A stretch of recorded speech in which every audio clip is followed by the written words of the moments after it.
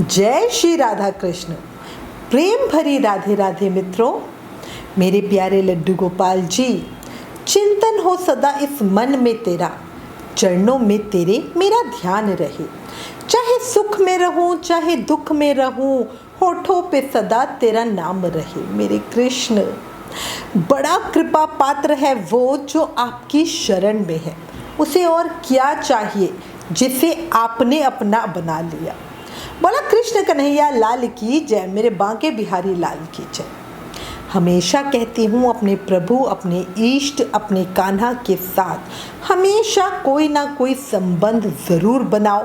फिर उस रिश्ते, उस संबंध को पूरे प्रेम भाव और निष्ठा से निभाओ। और जब आप निभाते हो तो कान्हा भी उस रिश्ते को ज़रूर निभाते हैं। अब आज इस वीडियो में आपको एक भक्त का सच्चा अनुभव बताती हूँ। ये घटना सुनकर आपका विश्वास अपने कान्हा, अपने इष्ट, अपने लड्डू गोपाल, अपने प्रभु पे पक्का हो जाएगा। आपको यकीन हो जाएगा कि कान्हा किस तरह अपने भक्तों की संभाल करते हैं। ये अनुभव हुआ जयपुर में रहने वाली अंजलि जी को। अंजलि जी बचपन से ही लड्डू गोपाल की सेवा पूजा करती है। जब उनकी शादी हुई तो उनकी मम्मी ने उन्हें एक लड्डू गोपाल दिए थे। अंजलि जी ने उन लड्डू गोपाल को अपना भाई माना और उसी भाव से, उसी विचार से वो हमेशा उनकी सेवा पूजा करती। शादी के 10 साल पूरे होने पर भी उनकी गोद नहीं भरी। सासू माँ रोज ताने मारती कि जब घर में लड्डू गोपाल की सेवा होती है तो उस घर में लड़का नहीं होता। रक्षाबंधन का पर्व था। अंजलि जी हमेशा अपने भाई, अपने लड्डू गोपाल के लिए राखी खुद अपने हाथों से बनाती थी, छोटे डायल वाली, ताकि लड्डू के हाथ पर राखी अच्छे से बन सके। बाजार में जो मिलती है उसके डायल ज़्यादातर बड़े होते हैं। उस रक्षाबंधन पर भी अंजलि जी ने लड्डू को राखी बांधी और उनसे कहा, भैया मुझे गिफ्ट में एक बेबी दे दो, आपके साथ खेलने वाला भी कोई हो जाएगा। मुझे दुनिया बहुत ताने देती है। इस घटना के 11 दिन बाद ही अंजलि जी ने चेक किया और उन्हें पता चला कि उन्हें दिन चढ़े हुए हैं। मतलब मेरे लिए तो ये अपने आप में एक बहुत बड़ा चमत्कार था जब मैंने अंजलि जी से सुना था। अंजलि जी ने डॉक्टर, वैद्य, ओझा क्या क्या नहीं किया था। जिसने जो बताया सब कर चुकी थी अंजलि जी।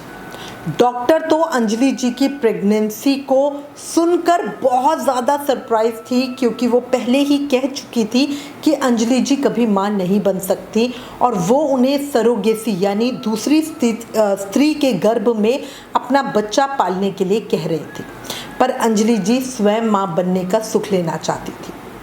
उस दिन अंजलि ने अपने लड्डू को बोला, भैया मुझे क्या पता था एक बहन को भी अपने भाई को अपना दुख दर्द कहना होता है, वरना ये प्रार्थना तो मैं आपसे बहुत पहले कर चुकी होती। अंजलि जी कहती हैं कि मेरी इस बात पर कोई विश्वास नहीं करेगा, पर मैंने उससे पहले कभी अपने लड्डू गोपाल से कभी कुछ नहीं मांगा था। रक्षाबंधन का गिफ्ट पाकर अंजलि जी तो बहुत ही ज़्यादा खुश थी, और वो क्या पूरा परिवार ही बहुत खुश था। प्यारा सुंदर लाला आया, नाम रखा माधव। जिंदगी में अब बाहर आ गई थी। घर में भी सब बहुत खुश थे। जो सासू माँ हमेशा ताने करती थी अब वो भी गलत साबित हो चुकी थी। पतिदेव भी बहुत खुश थे। उनके पति एक कंपनी में अच्छी नौकरी करते थे। परिवार में अब हर तरह की खुशी, समृद्धि सब था। सच्ची खुशी के पल पंख लगाकर यूं ही उड़ जाते हैं। देखते ही देखते माधव 5 साल का भी हो गया। बहुत सुंदर, समझदार, अपने मामा लड्डू गोपाल का प्यारा। अच्छा, मामा भांजे का रिश्ता भी कुछ बड़ा अलग सा था। घर में कुछ भी आए, जब तक लड्डू गोपाल नहीं खाएंगे माधव हाथ भी नहीं लगाता था। मतलब ये भी देखो कितनी अच्छी बात है कि बच्चे को बचपन से ही इस तरह को दिखाया, सिखाया जा रहा है। कभी जैसे होता था ना कि नानी दोपहर में कोई चीज़ ले आई, जब लड्डू गोपाल सो रहे होते थे तब भी माधव कहता, रख दो, मेरे मामा खाएंगे उसके बाद ही मैं खाऊंगा। ऐसा था प्यार भरा, भक्ति भरा माहौल। ऐसा लगता मानो धरती पर ही स्वर्ग आ गया हो। पर खुशियों को ना किसी की नज़र भी ज़रूर लग जाती है। अब आपको अंजलि के जीवन का एक अलौकिक चमत्कार बताती हूँ जिसको अंजलि जी कभी नहीं भूल सकती। अगस्त 2018 की बात है। रक्षाबंधन के एक दिन पहले अंजलि जी का बेटा माधव, जो उस समय 5 साल का था, दोपहर में स्कूल से लौटकर वो घर आया। अंजलि जी उसे कहने लगी, बेटा कुछ खाना खा लो, बहुत देर से तुमने कुछ भी नहीं खाया। लेकिन वो नहीं मान रहा था। बिल्डिंग में ऊपर फ्लोर पर बंटी उसका दोस्त था। वो बोला, मुझे बंटी के साथ खेलने जाना है, खेलने के बाद आकर ही कुछ खाऊंगा। अब बच्चे तो बच्चे होते हैं, उसके जिद के आगे अंजलि जी कुछ न कह सकी। माधव खेलने चला गया और अंजलि जी घर पर रक्षाबंधन के लिए मिठाइयाँ बनाने लगी। बहुत देर के बाद भी जब माधव लौट कर नहीं आया तो अंजलि जी उसका इंतजार कर ही रही थी। फिर वो खुद माधव को देखने बिल्डिंग के गार्डन पे पहुंची। वहाँ सब बच्चे खेल रहे थे। अंजलि ने पूछा, माधव कहाँ है? तो बंटी बोला, आंटी वो तो बहुत देर पहले चला गया था। चला गया था? ऊपर घर पे तो आया ही नहीं। अंजलि जी एकदम हैरान परेशान थी, उनका मन घबराने लगा। उन्होंने तुरंत ही ऑफिस में अपने पति को फ़ोन किया और कहा, माधव का कुछ पता नहीं चल रहा, जाने कहाँ चला गया, मिल नहीं रहा है, आप जल्दी से घर आ जाओ। अंजलि जी की घबराहट सुन के उनके पति भी डर गए। बोले, मैं अभी आ रहा हूँ, तुम इधर उधर देखो। अंजलि जी गार्ड के पास गई, उससे माधव का पूछा तो वो बोला, अभी 2 घंटे पहले तो मैंने उसे यही गार्डन में खेलते देखा था, फिर मैंने उसे नहीं देखा। सारे अपार्टमेंट्स में बात फैलने लगी कि माधव गुम हो गया है। माधव सभी का प्यारा था। सभी लोग नीचे आ गए और सभी चिंता में थे। लोग आकर अंजलि जी को समझाते, हिम्मत बंधाते। माधव को खोजते खोजते शाम से रात हो गई। अंजलि जी के पतिदेव पुलिस स्टेशन गए और वहां कंप्लेंट भी लिखवा कर आए। आसपास के सब रिश्तेदारों में भी खबर फैल गई और सभी घर आ गए। सब बहुत चिंता में थे। माधव को हर कोई बहुत ही प्यार करता था। माधव था ही ऐसा बच्चा, जो देखे उसे प्यार ही हो जाए। ऊपर से उसकी प्यारी प्यारी बातें। कब सुबह हो गई पता भी नहीं चला। किसी ने पूरी रात पलक तक नहीं झपकाई थी। अंजलि जी के मायके से उनके माँ, पापा और भाई भी आ गए। सब उन्हें हिम्मत दे रहे थे। माँ ने बोला, त्योहार ऐसे मत खराब कर, जल्दी नहा कर लड्डू और अपने भाई को राखी बांध दे। माँ की बात सुनकर बेमन से अंजलि जी उठी, नहाई और पूजा की थाली लेकर सबसे पहले अपने लड्डू गोपाल को राखी बांधने गई। लड्डू को देखते ही उनके आंसू रुके नहीं और वो बहुत ज़ोर ज़ोर से सुबक सुबक कर रोने लगी। लड्डू गोपाल को देखकर बोली, भैया तुम्हारे रहते ये सब क्या हो गया? भैया तुमने ऐसा कैसे होने दिया? भांजा गुम हो गया और तुम्हें पता भी नहीं चला। जाने माधव का क्या हाल होगा, उसने कुछ खाया होगा कि नहीं।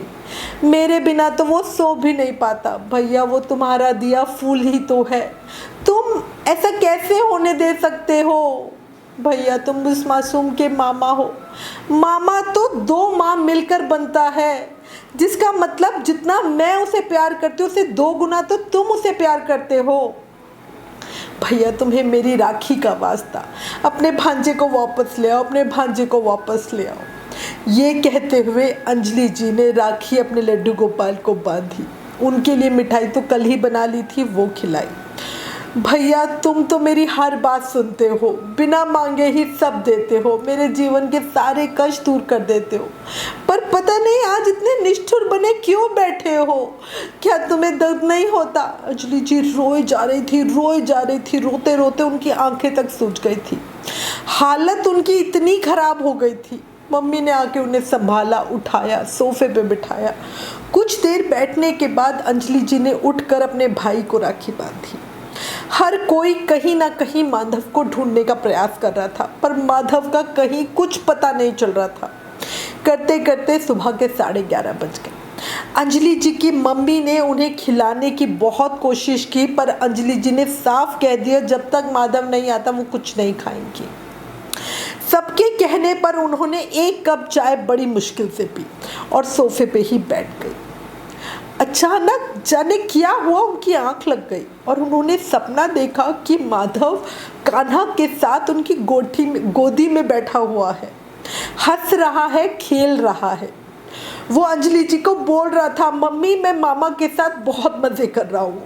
अंजलि जी ने हाथ बढ़ाकर माधव को छूने की कोशिश की और अचानक उनकी आंख खुल गई। उन्होंने सबको अपना सपना बताया। मम्मी ने बोला, कोई भाई अपनी बहन को रक्षाबंधन के दिन कैसे दुखी देख सकता है? चिंता मत कर, सब अच्छा होगा।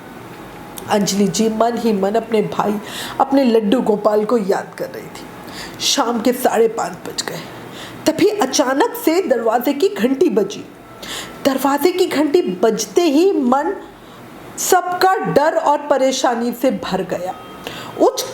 उस कुछ सेकंड में ही हजारों बुरे ख्यालों ने मन को घेर लिया। मन में होने लगा, मतलब जैसे नहीं होता कि कहीं कुछ बुरा ना हो जाए, क्योंकि मन हमारा ऐसा होता है कि एकदम ही कितने बुरे विचार मन में डाल देता है। कोई अशुभ सूचना ना आ जाए, मेरे बच्चे को कुछ हुआ ना हो, क्योंकि मतलब ऐसे ही होता है ना, अच्छी चीज़ें हम मुश्किल से सोच पाते हैं, बुरे बुरे ख्याल मन में जल्दी आते हैं। अंजलि जी के मन में भी अनेक विचार चल रहे थे और कोई अशुभ घटना ना हो जाए, बस ऐसा ही कुछ ना कुछ उनको लग रहा था। जब घंटी बजी, अंजलि जी के पतिदेव दौड़ते हुए गेट की ओर गए। उन्होंने गेट की कुंडी खोली। जैसे ही कुंडी खोली, अचानक एक दिव्य चमत्कार हुआ। अंजलि जी का बेटा माधव सामने खड़ा था। वो भागते हुए उनके पति के गले लग गया। बेटे को देखकर अंजलि जी उनकी तरफ दौड़ी और उसे गले से लगा लिया। पूछा, कहाँ चले गए थे, क्या हुआ था? माधव कुछ कह पाता, इतने में ही एक और आदमी जो गेट पर उनके बेटे के साथ आया था, वो कहने लगा, अंजलि जी मैं बताता हूँ, आपके बेटे को 2 लोग अपने जाल में फंसा के उठा के ले गए थे। चॉकलेट और आइसक्रीम का लालच देकर बिल्डिंग के बाहर रोड पर उन्होंने उसे बुलाया। जब गार्ड मोटर बंद करने पीछे की तरफ गया, उस समय माधव बिल्डिंग से बाहर निकला, इसलिए उस समय किसी का भी ध्यान नहीं गया। पर आज सुबह जब वो इस बच्चे को लेकर कहीं दूसरी जगह जा रहे थे, उस समय मेरा ध्यान इस बच्चे की तरफ गया, क्योंकि वो दोनों शक्ल से ही गुंडे लग रहे थे। मैंने उनका पीछा किया। एक जगह मैंने उन दोनों को पकड़कर पूछा, कौन हो और ये बच्चा किसका है? पहले तो उन्होंने बताने से साफ मना कर दिया, लेकिन जब मैंने सख्ती से उनसे पूछा और पुलिस को फ़ोन करने की धमकी दी, तब उन्होंने बताया कि वो ये बच्चे को इस घर पे से उठा के लेके गए हैं। उस व्यक्ति की बात सुनकर अंजलि जी मन ही मन बहुत ज़्यादा खुश थी। वो व्यक्ति किसी अच्छे संपन्न परिवार का लग रहा था। माथे पे चंदन का तिलक और गले में तुलसी माला बहुत शोभा दे रही थी। चेहरे का तेज तो एकदम ही अलग था। उच्च कोटि का भक्त मालूम पड़ता था। अंजलि जी उस व्यक्ति को धन्यवाद देते हुए कहने लगी, भैया आज रक्षाबंधन के पावन दिन आप मेरे बेटे को लेकर आए, हमारे घर में रौनक लाए हो। आज से आप भी मेरे भाई हो। आप यहाँ सोफे पे बैठिए, मैं आपको राखी बांध दी। ऐसा कह के अंजलि जी अंदर से पूजा की थाली लेने गई। थाली लेकर जब वो वापस उनके पास आके बैठी तो हैरान हो गई, उनके हाथ में एक राखी पहले से बंधी हुई थी। अंजलि जी ने पूछा, भैया ये राखी किसने बांधी? तो वो मुस्कुराते हुए कहने लगे, बहन आप ही ने तो बांधी है। अंजलि जी वो राखी देखकर इसलिए भी हैरान हो गई थी क्योंकि ठीक वैसी ही राखी सुबह उन्होंने लड्डू गोपाल जी को पहनाई थी और उसी के तरह वो राखी दिख रही थी जो उस व्यक्ति ने अपने हाथ पे बांधी हुई थी। तब वो मुस्कुराते हुए कहने लगा, अरे बहन आप क्यों परेशान हो रही है, राखी तो मैंने बांधी रखी है। अब आप निश्चित हो जाओ, आपका बेटा आपके पास है, उसका ध्यान रखो, उसकी संभाल करो और मुझे एक ज़रूरी काम से जाना है। और इस तरह कह के वो सोफे से उठा और जाने लगा। उसके इस मीठे शब्दों को सुनकर अंजलि जी का मन बड़ा प्रसन्न हो गया।